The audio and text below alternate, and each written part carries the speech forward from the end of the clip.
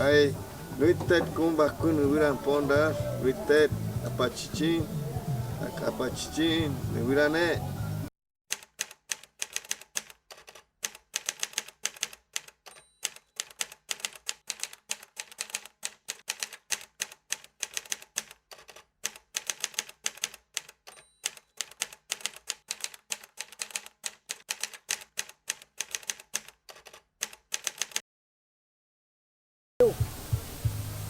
Primeira vez perdi meu filho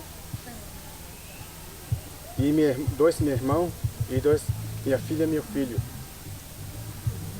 Isso eu tenho muito raiva grande. Por quê? Porque volta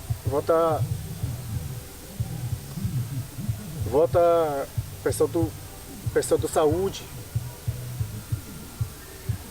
Nunca me... E quase mais ou menos quase abandonado.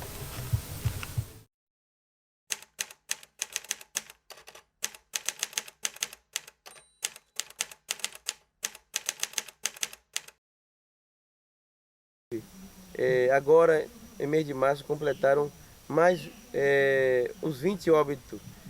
E mais uma liderança que a gente perdemos, que é um professor, meu tio que morreu, mais uma vítima de hepatite. É ruim a gente ver, a gente perder nossos parentes, nossas crianças, cada ano que passa. Durante um ano perdemos 8, 5, 6.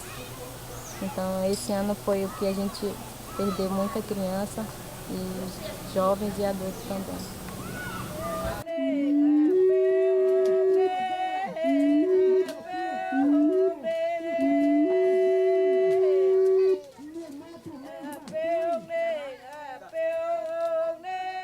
Ao longo dos anos, o Vale do Javari tem sido palco de disputas e cobiças. Madeireiros, empresários da pesca e outros se aventuram na busca pelas riquezas proporcionadas pela floresta.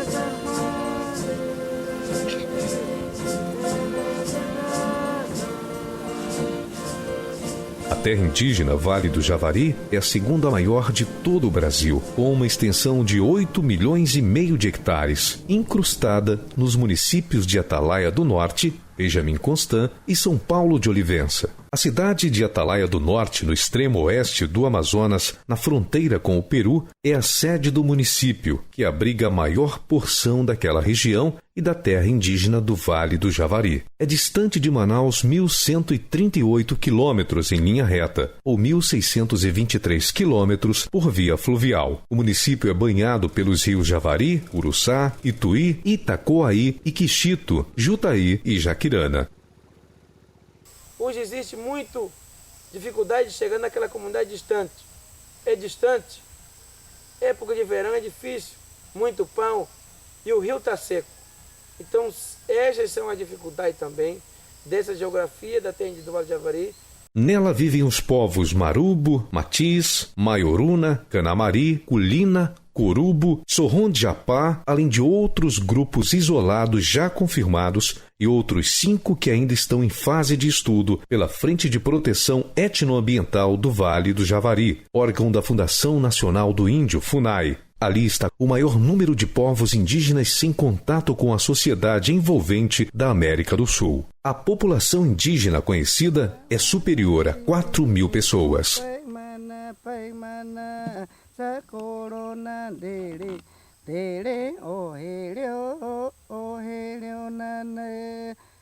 Abril de 2011, na aldeia Lobo, no Alto Rio Jaquirana, um dos pontos mais distantes na terra indígena Vale do Javari, em relação à sede de Atalaia do Norte, encontram-se evidências do abandono em que o poder público tem relegado os povos indígenas daquela região. Segundo informações das lideranças locais, são 15 as pessoas infectadas por hepatites B, C e Delta. O posto de saúde está sem parte da cobertura e das paredes, sem condições de armazenar medicamentos e em estado precário para atender os pacientes. Os povos indígenas, e especialmente os povos indígenas do Javari, são povos que apresentam um grau muito alto de vulnerabilidade, não é?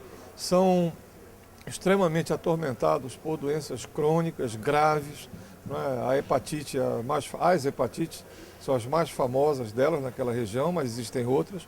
Estão ali enfrentando também permanentemente problemas em relação aos madeireiros, problemas em relação ao narcotráfico, não é? E a presença do Estado naquela região é uma presença muito ainda aquém, muito menor do que deveria ser. Em 1989, a morte de vários indígenas causada por uma doença parecida com hepatite no Vale do Javari chamou a atenção de profissionais da área de saúde e das autoridades sanitárias do estado do Amazonas. Nessa época eu trabalhava na Suzan, na parte de vigilância epidemiológica. E aí a gente descobriu algumas coisas, né? Tinha muita malária, falcíparo na época, mas tinha também muita hepatite B, e a pessoa que tinha morrido, inclusive um indígena morreu na presença da gente nessa época, né? E a gente teve acesso à amostra biológica dele, a sangue e um pedaço do fígado, né? E esse indígena era um indígena de 12 anos de idade e faleceu de febre negra, né? Que é uma hepatite fulminante B e D, né? Então, desde essa época que a gente sabe, desde 89, que sabe que tinha muita hepatite B, tinha muita malária. O inquérito sorológico feito entre 2006 e 2007, com 2.660 amostras avaliadas, de um total de 2.715 coletadas, revelou um elevado índice de contaminação. Entre os Marubo foram constatadas 873 pessoas contaminadas, enquanto entre os Maioruna havia 857 contaminados. O que a gente, na verdade, queria era identificar as pessoas e tratá-las, não é? Então foi por isso que a gente fez toda aquela operação. A gente chegou a coletar a amostra de 3.200 índios, na verdade. Agora é assim, como a distância é muito grande, né? As entidades governamentais são deficientes, então as coisas foram acontecendo assim, devagar, né? Então a gente só conseguiu, na verdade, terminar o inquérito no final de 2007. Quer dizer, começou em 2006 e terminou no final de 2007, né? E até hoje a gente ainda continua fazendo ação lá, porque aqueles que a gente detectou como positivo, a gente ainda não conseguiu fazer a avaliação clínica de todos, não é? A hepatite foi constatada desde na década de 80, quando chegou na época a FUNAI. Então, de lá para cá, ninguém conseguiu controlar. E isso e se tornou um dos principais problemas de saúde no nosso Vale do Javari. Em segundo lugar, casos de malária. Em terceiro lugar, agora é a desnutrição das crianças, né?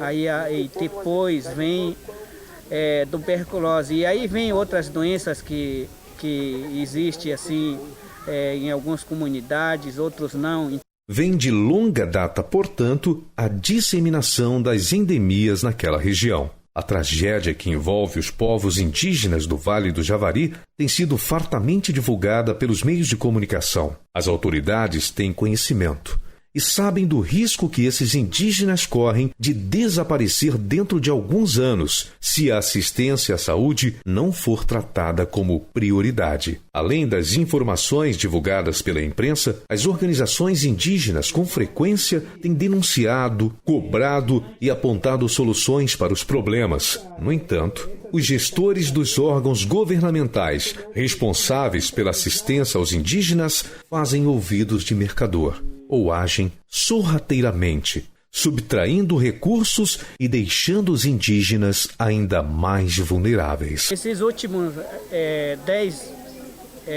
11 anos do distrito, quase 12 anos de existência do distrito, e que a saúde indígena teve na mão da FUNASA, nós tivemos um prejuízo muito grande. Aconteceu vários problemas, né, de desvio de recursos da saúde indígena, inclusive teve a ação do Ministério Público juntamente com a Polícia Federal, que foi indiciado na época, se eu não me engano, se 2007 ou 2008, foi indiciado o coordenador, o Francisco Aires, da coordenação do Amazonas, onde nós, povos indígenas, né, especificamente do Vale do Javari, nós temos denunciado toda essa corrupção, toda essa ineficiência do sistema, né? Nós também temos denunciado o descaso no Vale do Javari. Em 25 de julho de 2007, a Agência Brasil divulgava que servidores da Fundação Nacional de Saúde, FUNASA, em Manaus, acusavam funcionários do próprio órgão, incluindo um membro da direção, de participar de um suposto esquema de desvio de recursos públicos. De acordo com a Agência Brasil, a FUNASA confirmou a irregularidade.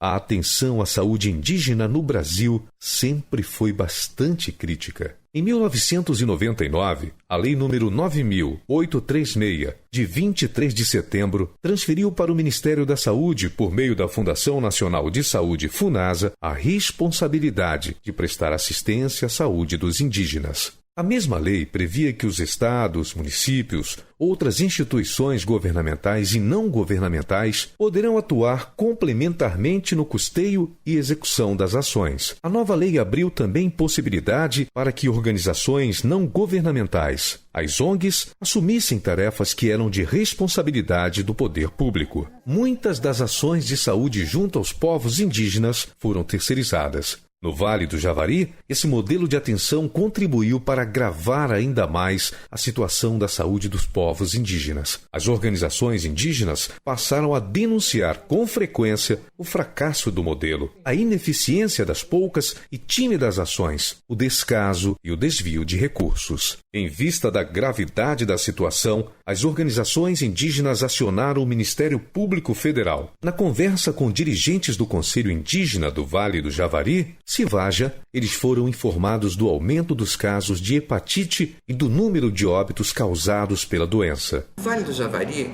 é uma preocupação do Ministério Público Federal de longa data, né? A notícia, quando nos chegou muitos anos atrás, foi de uma epidemia de hepatite, né? Uma situação de abandono absoluto, ausência do Estado. Nessa ocasião, foi proposta uma ação civil pública com o propósito de impedir que a FUNASA, no caso do Vale do Javari, atuasse mediante convênio. Tá? Então se impunha à FUNASA a atuação direta para que ela contratasse médicos, colocasse equipes multidisciplinares dentro da área. As inúmeras denúncias feitas pelas organizações indígenas e as intervenções do Ministério Público, no entanto, não sensibilizaram o Executivo. Em agosto de 2007, foi realizada na cidade de Atalaia do Norte uma audiência pública e, mais uma vez, a FUNASA assinou um termo de ajustamento de conduta, TAC, que não saiu do papel. E o coordenador regional da FUNASA, que assinou o TAC, ele foi logo depois preso numa operação da Polícia Federal. E aí, enfim, metido com corrupção e tal. E aí volta tudo a estaca zero, né? Aí tem que ter um novo coordenador. Tal. Nisso começa o processo de transferência da saúde para o Ministério da Saúde. Então, essas ações, elas nunca mais foram retomadas. Em abril de 2008, uma mega operação realizada pela FUNASA mobilizou mais de 70 profissionais de saúde, além de pessoal das Forças Armadas. Durou cerca de 40 dias. Custou mais de 4 milhões de reais, de acordo com dados da própria FUNASA. Durante a realização da mega operação, num período de 25 dias, morreram 7 crianças e 2 adultos, de acordo com denúncia feita pelos indígenas. Teve uma época que eles vieram me dizer que estavam denunciando isso para instâncias internacionais. Eu acho super adequado. Todo mundo tem uma parcela de responsabilidade na situação do Vale do Javari. Nós temos a nossa, o judiciário tem também, porque poderia ser mais incisivo nas suas cobranças, né? Vários desses termos de ajustamento de conduta estão em fase de execução. Né? Mas eu acho que a principal responsabilidade segue sendo do Executivo.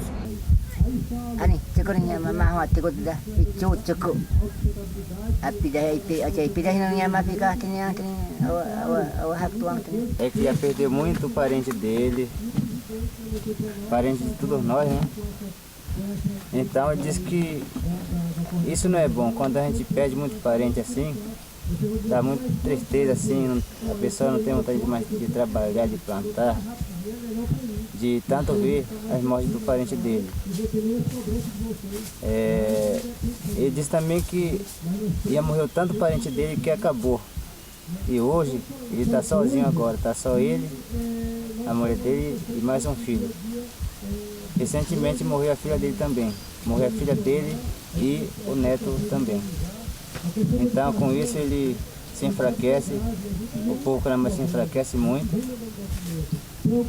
E isso não tem como a gente desenvolver o trabalho assim, sem saúde. O problema maior é essa situação, né, das doenças que hoje a gente está enfrentando. Só na minha comunidade, no São Sebastião, né, há 5 anos atrás, nós perdemos muitos parentes nossos, né, de família mesmo, mais de 20, 25 pessoas, né, só numa comunidade, né, inclusive tivemos que